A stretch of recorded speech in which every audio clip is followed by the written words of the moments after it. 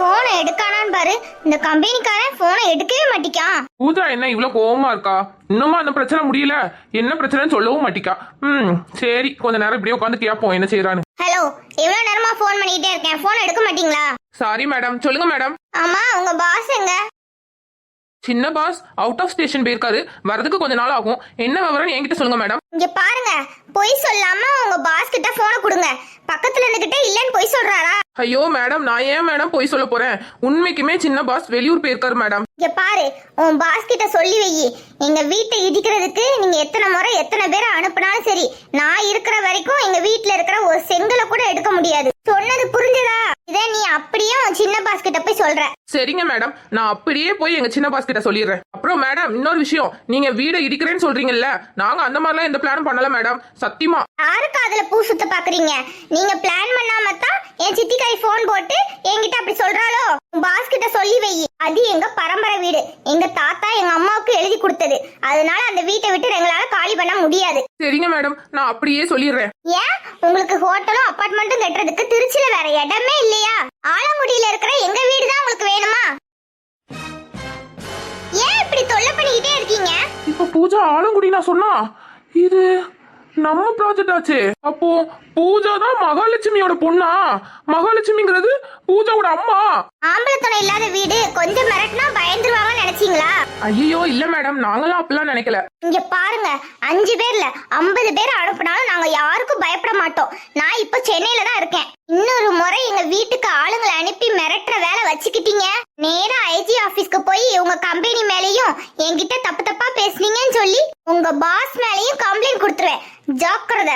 ஐயோ மேடம், போதும் மேடம் போதும். நான் வாங்குற சம்பளத்தை விட உங்ககிட்ட திட்டு அதிகமா வாங்கிட்டேன் மேடம். தயவு செஞ்சு இதோட நிப்பாட்டிருங்க. என் சின்ன பாஸ் வந்தோடனே கண்டிப்பா இந்த விஷயத்த நான் சொல்லிடுறேன். அப்போ சரி மேடம், நான் போனை வச்சுட்டா? பாரு. சொல்லுங்க மேடம். இதோட உங்க ஆட்டத்தை நீங்க நிப்பாட்டுங்க, இல்ல உங்க கம்பெனி மேல கண்டிப்பா நான் கேஸ் போட்டுருவேன். நான் சொன்னதெல்லாம் புரிஞ்சதுல? போனை வைக்கிறேன். பூஜா இவ்வளவு நேரம் கிளிகிளின்னு கிழிச்சது நம்ம கம்பெனியை தான். இவான்னு தெரியாம என்னென்னமோ பேசிட்டோமே. நான் தான் அந்த பாஸ்ன்னு தெரிஞ்சா கூட கொஞ்சம் கோவப்படுவா. ஏற்கனவே எரிமலையா வச்சிட்டு இருக்கா, இப்ப சொல்லவா வேணும்? ஏய், இங்க என்ன பண்ணிட்டு இருக்க? என்னையவே பாத்துட்டு இருக்க? இங்க இருந்து போ. இல்ல பூஜா, ஏதாச்சும் பிரச்சனையா? மரியாதையா ஓடிடு. சரி சரி, போயிடுறேன். நானே டென்ஷன்ல இருக்கேன், என்னன்னு கேட்டுக்கிட்டே இருக்கான். சின்ன பாஸ் எங்க போனாருன்னே தெரியல. இப்போ இந்த மாதிரி விஷயம்னு யார்கிட்ட சொல்றது? முதல்ல இந்த இதை யார் பண்ணிருப்பா? பெரிய பாஸ் பண்றதுக்கு சான்ஸ் கிடையாது. சின்ன முதலாளி சாச்சா அப்படி கிடையாது, தங்கமான மனசு. வேற யாரு பண்ணிருப்பா? ஒருவேளை குமார் சார் பண்ணிருப்பாரோ? இருக்கும். சரி, முதல்ல போய் குமார் சார் கிட்ட போய் கேட்கலாம். Sir, may come in sir. உள்ளவா? ஆமா, என்ன விஷயம்? சார் ஒண்ணும் இல்ல சார், இந்த மகாலட்சுமியோட பொண்ணு ஆலங்குடியில இருக்குல்ல, அந்த மகாலட்சுமி சார், அவங்க பொண்ணு கால் பண்ணி சின்ன பாஸ் கிட்ட பேசணும்னு சொன்னாங்க. சின்ன பாஸா? அது யாரு சின்ன பாஸ்? என்ன சார் இப்படி கேக்குறீங்க? நம்ம அருண் சார் தான் சார், நமக்கெல்லாம் சின்ன பாஸ். பாரு விக்கி, வருண் உனக்கு தான் பாஸ், எனக்கு இல்ல, சரியா? அம்மா, அந்த பொண்ணு எதுக்கு போன் பண்ணிச்சு? ஒண்ணும் இல்ல சார், அந்த பொண்ணு போன் பண்ணி 4-5 அடியாளுங்களை அனுப்பி எங்களை வீட காலி பண்ண சொல்றீங்கன்னு சொல்லி மிரட்டுறீங்க அப்படின்னு சொல்லி போன் பண்ணி பேசிச்சு சார். எனக்கு நல்லா தெரியும் சார், நம்ம கம்பெனியில் உள்ளவங்க எல்லாருமே டீசெண்டா தான் பிஹேவ் பண்ணுவோம், அந்த மாதிரி யாரும் நடந்துக்க மாட்டாங்கன்னு தெரியும். ஆனா அந்த பொண்ணு திரும்ப திரும்ப சொல்லிக்கிட்டே இருக்கு சார். அந்த பொண்ணு சொல்லிச்சு, இந்த மாதிரி திரும்ப திரும்ப மிரட்டினீங்க அப்படின்னா நான் ஐஜி கிட்ட போவேன், உங்க கம்பெனி மேலே கேஸ் போடுவேன் அப்படின்னு சொல்லி சொல்லுது சார். இங்க பாரு விக்கி, சில விஷயங்கள்லாம் உனக்கு புரியாம இருக்கிறதா நல்லது, எதுலயும் தலையிடாத. சார், நீங்க பேசுறது கூட எனக்கு புரிய மாட்டேங்கி சார். சரி, நான் உங்ககிட்ட ஒரு கேள்வி கேட்க. உங்ககிட்ட காசை வாங்கிட்டு காசை கொடுக்கலன்னா நீ என்ன செய்வ? நான் போய் சண்டை போடுவேன் சார். சரி, உன்னால போக முடியலன்னா நீ என்ன பண்ணுவ? தெரிஞ்சவங்க யாரையாவது அனுப்பி கேட்பேன். அதேதான் இங்கேயும் நடக்கு.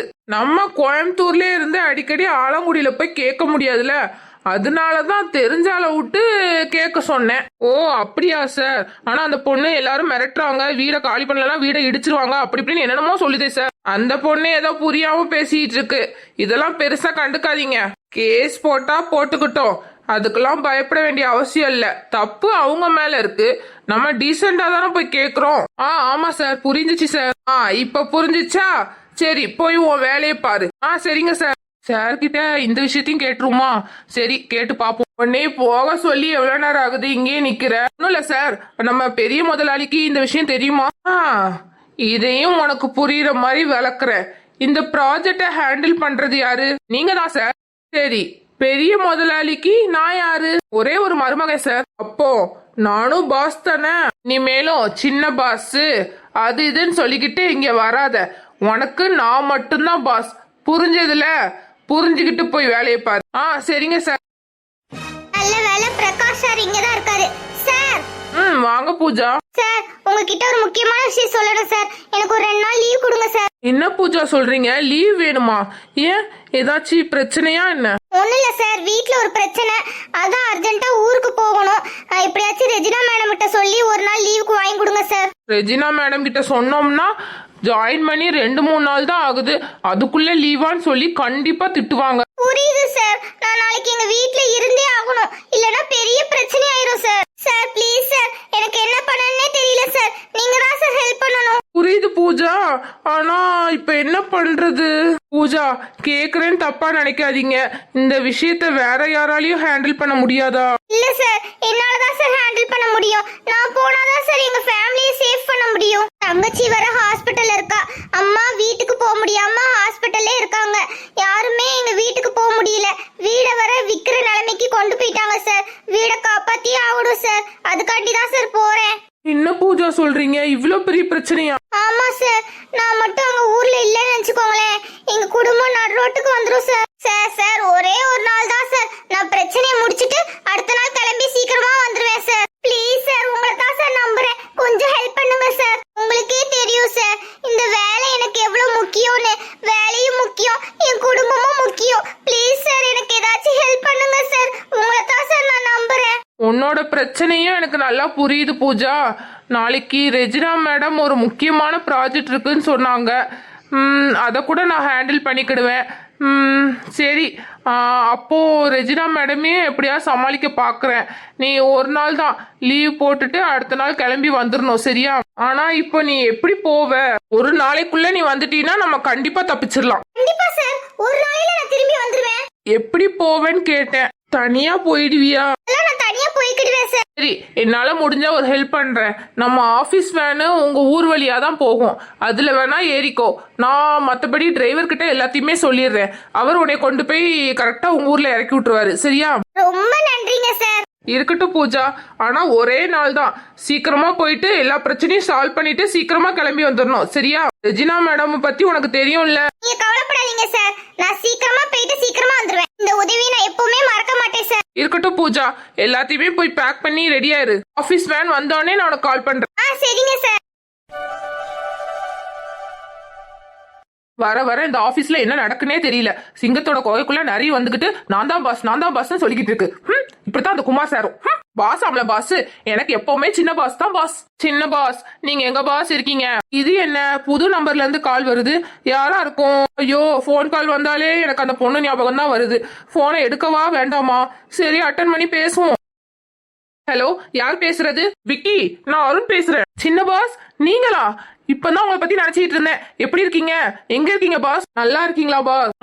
நான் நல்லா இருக்கேன் விக்கி. நீங்க இங்க இல்லாம எனக்கு ரொம்ப போர் அடிக்கு பாஸ். சீக்கிரமா கிளம்பி வாங்க பாஸ். நீங்க இப்ப எங்க இருக்கீங்க? அதெல்லாம் விடுங்க விக்கி. இப்போ ஒரு முக்கியமான விஷயத்தை பத்தி உங்ககிட்ட பேசலாம்னு கால் பண்ணேன். என்ன விஷயம் பாஸ்?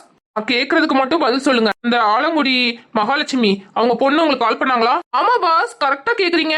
இப்பதான் பாஸ் கால் பண்ணிச்சு. அந்த பொண்ணு போன் பண்ண விஷயம் உங்களுக்கு எப்படி பாஸ் தெரியும்? எனக்கு தெரிஞ்சது இருக்கட்டும். இப்ப அங்க என்னதான் நடக்குது? அந்த ஆலங்குடி பிரச்சனை பாஸ். இவ்வளவு நேரமா நான் அதை போட்டுதான் பாஸ் மண்டே பிச்சுக்கிட்டு இருந்தேன். எனக்கே ஒன்னும் புரியல பாஸ். நீங்களும் கரெக்டா போன் பண்ணி அதே பத்தி தான் கேக்குறீங்க பாஸ். அந்த பொண்ணு போன் பண்ணி உங்களை தான் பாஸ் கேட்டுச்சு.